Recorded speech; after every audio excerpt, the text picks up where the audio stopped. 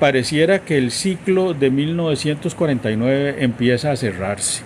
Empieza a cerrarse con esta última asamblea legislativa que elige el Partido Liberación Nacional, una asamblea legislativa la más débil, la más escasa de ideas, la más mal preparada, ante un partido muy débil en sus liderazgos.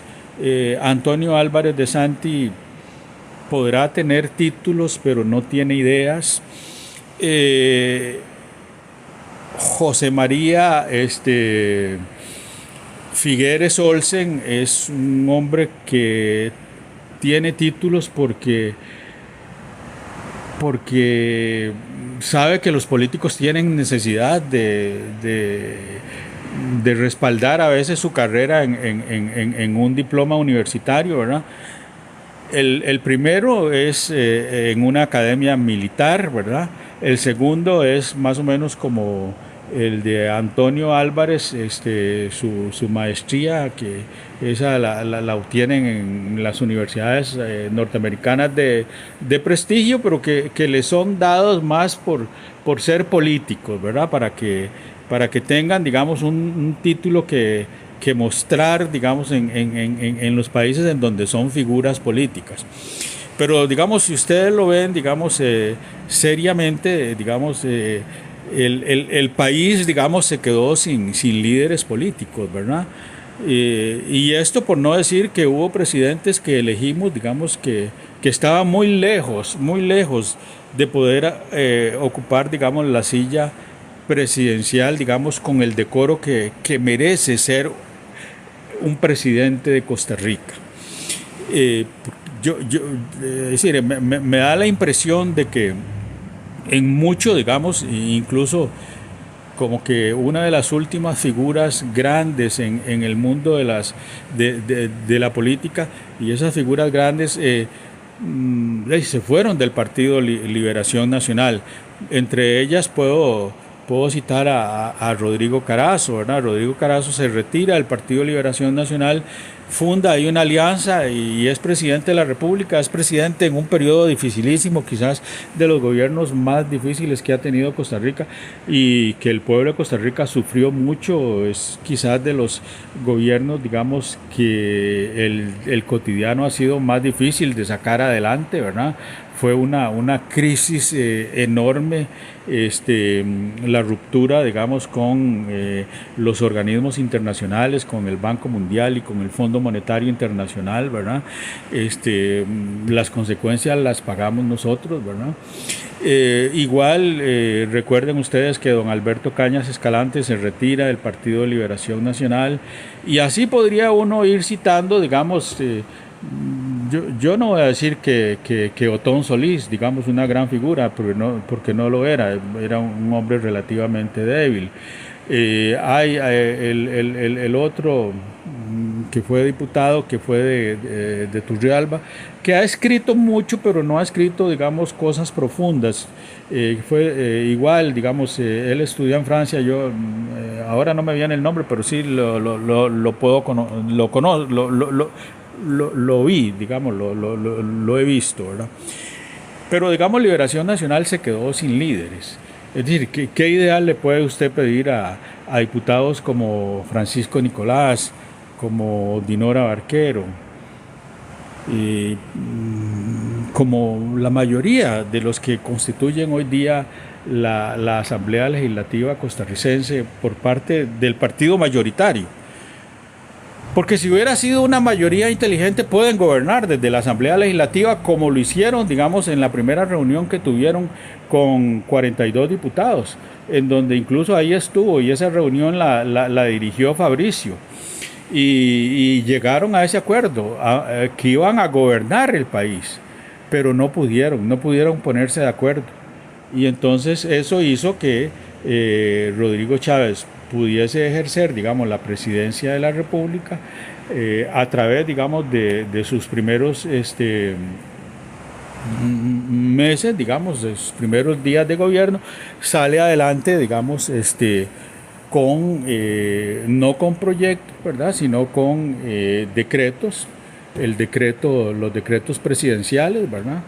Y en medio, digamos, de una crisis política, digamos, ha logrado sobrevivir, ha logrado sacar adelante al país.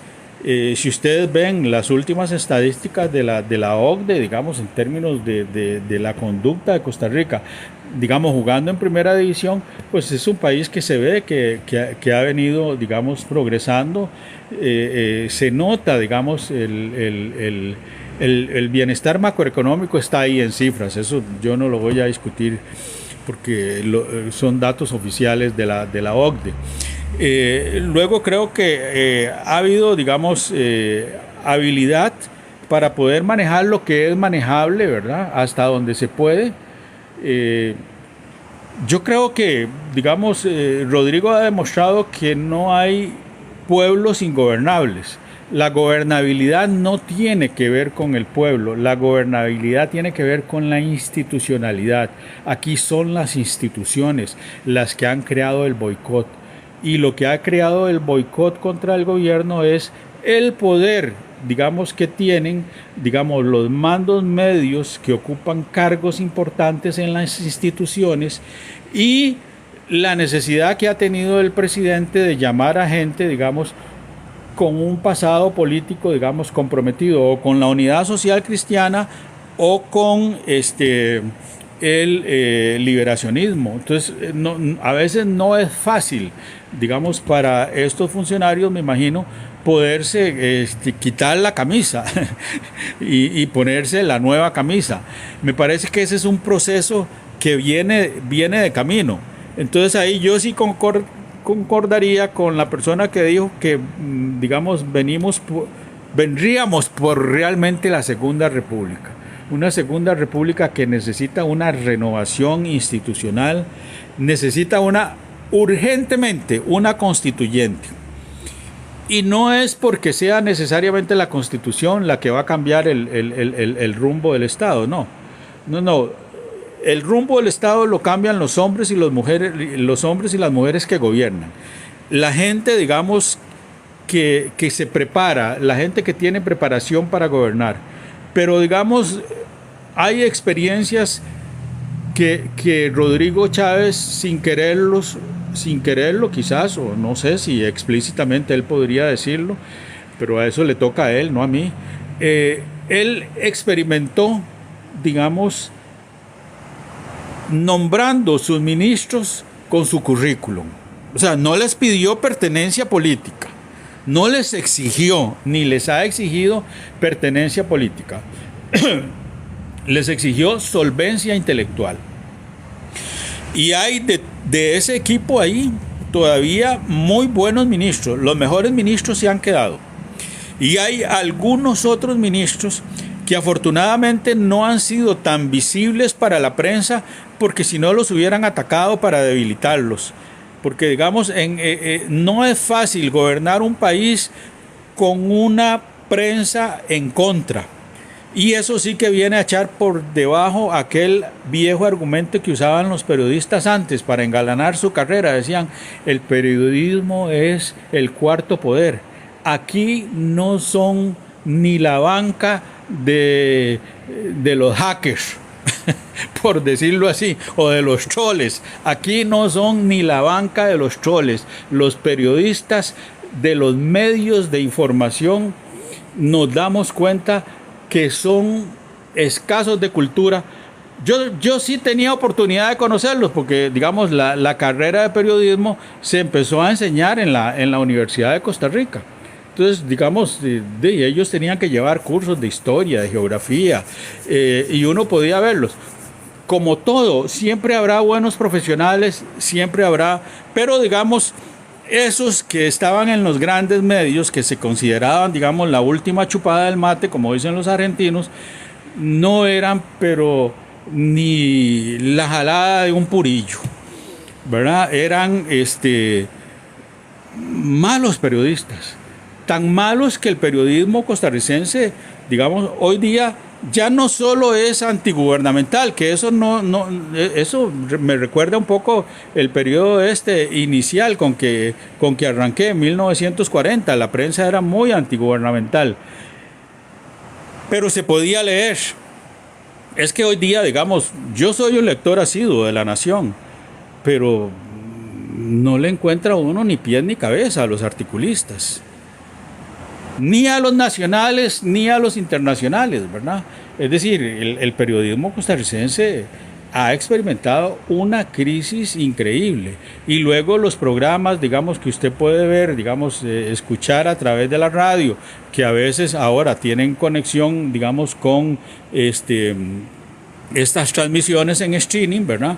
Usted se da cuenta, digamos, el tipo de pregunta que hace el periodista, ¿verdad? Es siempre muy banal, como muy acomodado. No hay, digamos, un debate en el buen sentido, digamos, el concepto debate queda por fuera, digamos, del periodismo. Porque uno podría tener diferencias, es decir, qué sé yo, un buen periodista podría entrevistar al presidente sosteniendo los puntos de vista contrarios a los que él ha ejercido en su presidencia. Y el presidente tendrá que responder, y tendrá que responder con respeto. Pero al final los periodistas le tienen tanto temor, digamos, a Rodrigo Chávez, que ya no lo entrevistan, ¿verdad? O, por ejemplo, este señor que empezó a ir a las conferencias de prensa, ¿verdad? Que va con un protocolo muy viejo, ¿verdad? De preguntar, ¿verdad? Un protocolo muy propio, posiblemente ya de la edad de él, un hombre que ha ejercido el periodismo, y bueno, ya la segunda vez interrumpe la conversación de la ministra de la presidencia, y ya eso pues trajo el enojo del presidente. Pero es que eso es no saber ser periodista, porque el periodista no puede interrumpir al que está hablando, porque no es su programa. Él es uno más de los invitados del grupo de creadores de contenido, como se llama hoy a esto que hacemos aquí, que más que creadores de contenido en realidad a veces son reflexiones muy libres que pueden servirme. A mí me servirá de mucho luego tomar apuntes de esto para poder escribir ya algo más sólido, ¿verdad? Es como un ensayo que uno hace de ir hilvanando ideas que yo trabajo, digamos, desde tiempo atrás, digamos, y entonces digo, bueno, ya hoy siento que puedo comunicarlo. Entonces, bueno, hoy sí quería comunicar esa idea de que lo de la Segunda República me parecía a mí entre el mito y la ficción, ¿verdad? Entre la verdad y la mentira, entre lo cierto y lo incierto, entre una Costa Rica que más se me asemeja a la Costa Rica reformista de 1940, que llega a su término en esta transición, ¿verdad? Posiblemente más sea 2030, digamos, la fecha, para poder llegar a crear, digamos, un país diferente, pero que se están creando las bases. Porque yo lo he dicho, digamos, las bases de esta Costa Rica van a ser distintas. Digamos, el mundo de la agricultura, digamos, va a quedar relegado, sí, para producir, digamos, los alimentos que consumimos, ¿verdad? Como corresponde, digamos, al mundo tropical. El mundo tropical no debería tener grandes exportadoras de banano ni de monocultivos. El monocultivo es antitropical. Eso los grandes especialistas lo han demostrado, ¿verdad? ¿Por qué? Bueno, porque lo que caracteriza al mundo tropical es la diversidad. Pero para poder, digamos, prescindir del monocultivo, tenemos que desarrollar esa segunda parte, que es, digamos, una estructura productiva nueva basada en las nuevas tecnologías, ¿verdad? Producir como se está produciendo, casi que muchos de nosotros no lo vemos, equipo médico de exportación.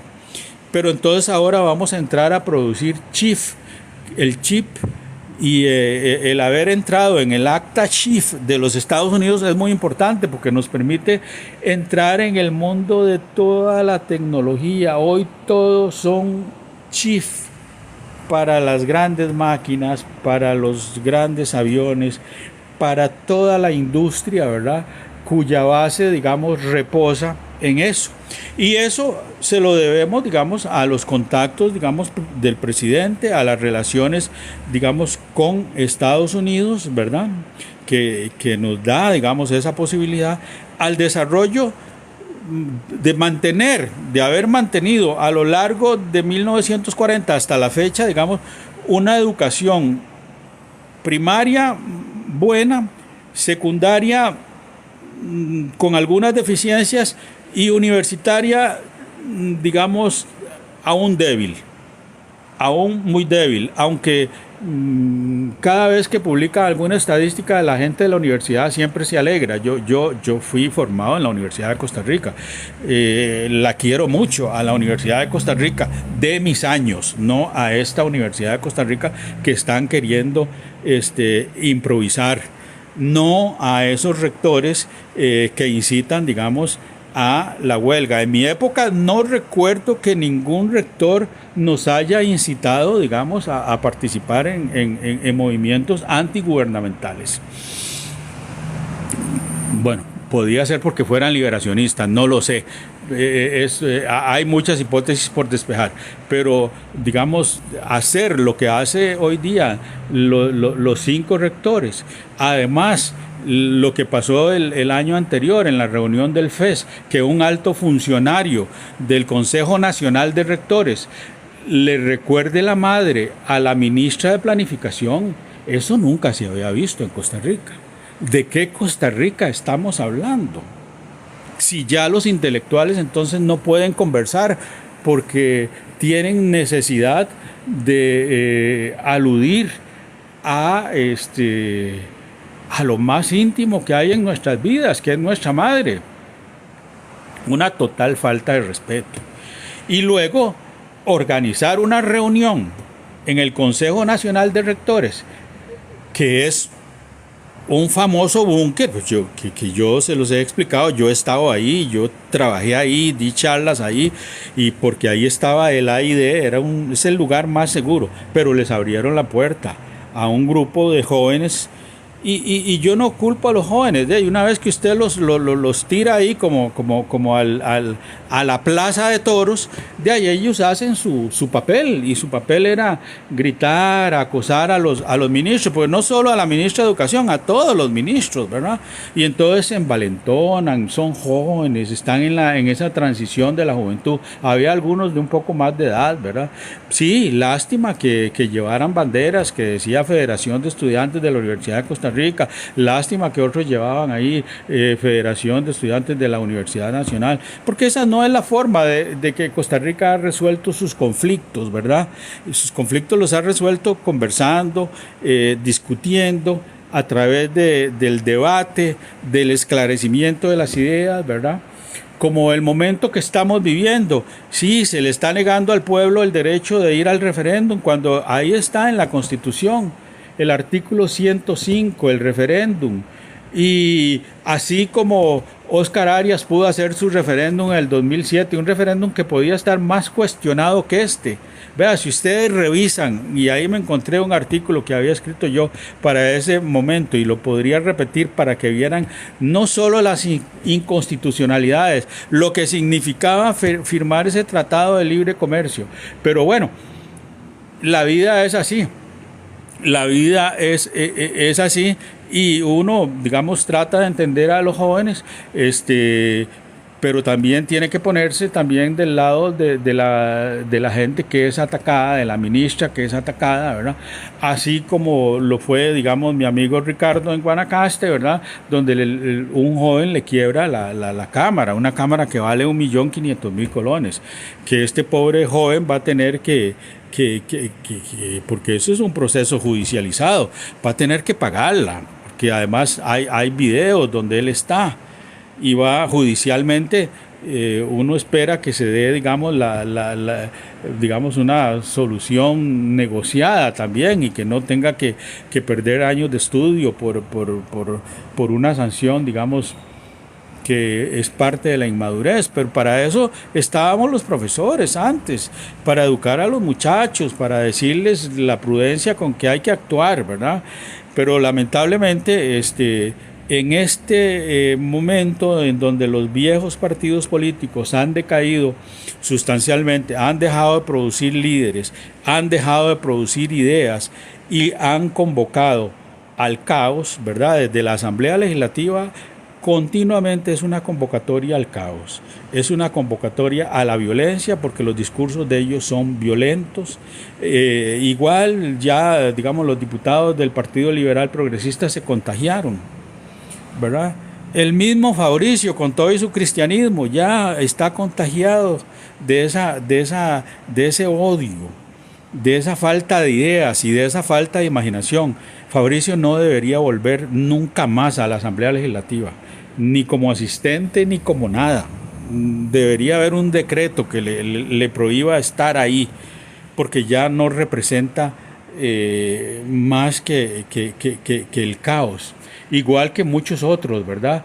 Que deben ya decir hasta luego, porque no van a producir la Costa Rica que van a requerir nuestros hijos y nuestros nietos. Ya nosotros no tanto. Nosotros no tanto, porque ya nosotros fuimos los que sobrepasamos, digamos, los 65 años, ya hemos comido bastante, digamos, de este país, ya no nos van a cambiar las estructuras mentales. Decía uno de mis profesores que las estructuras mentales es lo más lento en cambiar. Entonces, imagínense ustedes, ¿verdad? Tendremos que ver varias generaciones para lograr producir un país que se apunte, digamos, dentro de la lista de los grandes países. Costa Rica tiene características para convertirse en un gran país y yo creo que así lo visualiza mucha gente, el que nos ve desde el exterior. Dice, ahí hay para mucho, pero faltan algunos correctivos que son indispensables.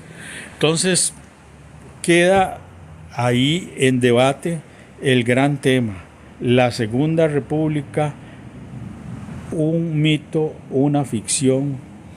¿Iremos verdaderamente a crear la Segunda República? Nos queda entre manos el trabajo con la constituyente, nos queda entre manos el decidir que tanto la Asamblea Legislativa como el Tribunal Supremo de Elecciones decidan si vamos o no al referéndum. Ahí está mucho de lo que podría ayudar a fomentar, digamos, una mayor participación ciudadana en el año 2025 en el mundo político y enfrentar las elecciones del 2026 con muchísimo más madurez, con la madurez que nunca ha ido un costarricense a las elecciones. Nos seguimos viendo, un grato placer siempre poder compartir con ustedes.